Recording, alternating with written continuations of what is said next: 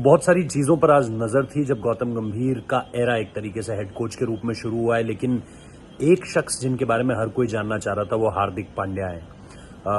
हार्दिक को जब आप मैदान पर आज जब मैंने देखा ना, तो मुझे लगा यार ये वही हार्दिक पांड्या है क्या जिनके साथ सक्सेशन प्लान को लेकर के कैप्टनसी डिसाइड की गई थी, लेकिन उसके बाद कप्तानी नहीं मिली। फिर एक पर्सनल ट्रेजेडी का हो गया, आपकी डाइवोर्स हुआ और सारी चीज़ें एक साथ आ गई हैं। उस हार्दिक पांड्या को जब आज मैदान पर देखा तो बिल्कुल अलग देखा, डिफरेंट हार्दिक पांड्या देखा। ऐसा लगा जैसे दो हार्दिक पांड्या को आप जानते हो।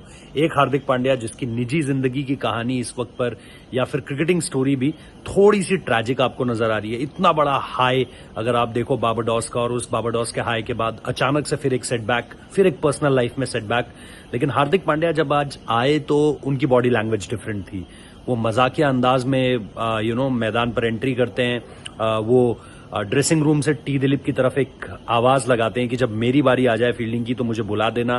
टी दिलीप के बल्ले को उसको पकड़ते हैं, उससे 2 कैचिंग प्रैक्टिस रिंकू सिंह को करवाते हैं और बल्ले की काफी तारीफ करते हैं। फिर वो गौतम गंभीर की तरफ जाते हैं, फिर वो बॉलिंग करनी शुरू करते हैं और उसके बाद उनकी और गौतम गंभीर की 20 मिनट की चर्चा ये बल्लेबाजी को लेकर है। इसमें उन्होंने सब कुछ, हर एक चीज का शायद जिक्र किया। दूर से देखकर जो कुछ बॉडी लैंग्वेज के तहत समझ में आ रहा था वो आप लोगों के सामने रखता हूं और कुछ तस्वीरें भी हैं जो आपको सीधे तौर पर बताती है कि चाहे उनका स्टांस हो, चाहे शॉट खेलने, डिफेंसिव बड़े शॉट, सारे एक्शंस में दिख रहा था कि दोनों के बीच बातें किस चीज को लेकर के हो रही है। गौतम गंभीर अपने इनपुट्स दे रहे थे, हार्दिक पांड्या ने कम से कम 15 से 20 मिनट उनके साथ बातचीत की, गेंदबाजी करी और टॉप बल्लेबाजों को गेंदबाजी करी। यशस्वी जायसवाल और शुभमन गिल को बीट भी किया, एजेस भी लगे, अच्छी गेंदबाजी भी की। इसके बाद जैसा मैंने कहा कि माइंडसेट उस वक्त तक ऐसा लग रहा था यार ये बंदा तो कहीं कुछ हो ही नहीं है, सेटबैक तो है ही नहीं, सारी चीजें तो बढ़िया चल रही है। उसके बाद मेन ग्राउंड की प्रैक्टिस छोड़कर वो जाते हैं नेट्स में जाते ही बल्लेबाजी करनी शुरू करते हैं। वहां उनका इंतजार कर रहे होते हैं अभिषेक नायर और उनके बीच जो एक सेशन चलता है वो बड़ा इंटरेस्टिंग सेशन था। और उस सेशन में जाहिर सी बात है मुझे भी इन्वॉल्व होने का मौका मिल गया। मुझे कैसे इन्वॉल्व होने का मौका मिल गया वो कहानी सुनाता हूं आपको।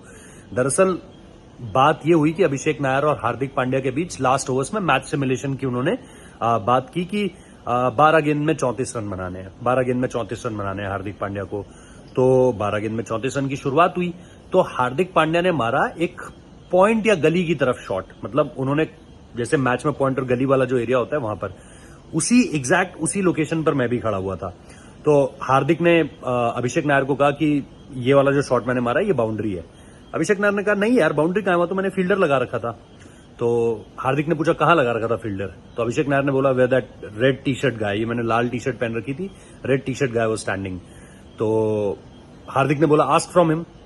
तो उन्होंने मुझसे पूछा, आई सेड कि if you have placed your fielder here then it's a boundary. तो अभिषेक नायर हंस पड़े और हार्दिक ने वो शॉट बिल्कुल चौके की तरह ही मारा था। तो अभिषेक नायर ने कहा he must be your fan. तो मैंने कहा sir I am a journalist and I am it's a neutral answer from my side. तो वो चीजें हुई और उसके बाद हार्दिक अभिषेक नायर के बीच खूब हंसी ठहाके हुए। उसके बाद अल्टीमेटली उस पूरे के पूरे मैच सिमुलेशन को हार्दिक जीत जाते हैं।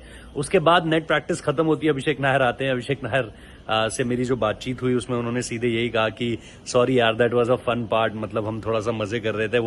मतलब मजा क्या है अगर आप थोड़ी सी खींचातानी ना करो, जो बिल्कुल सही बात भी है।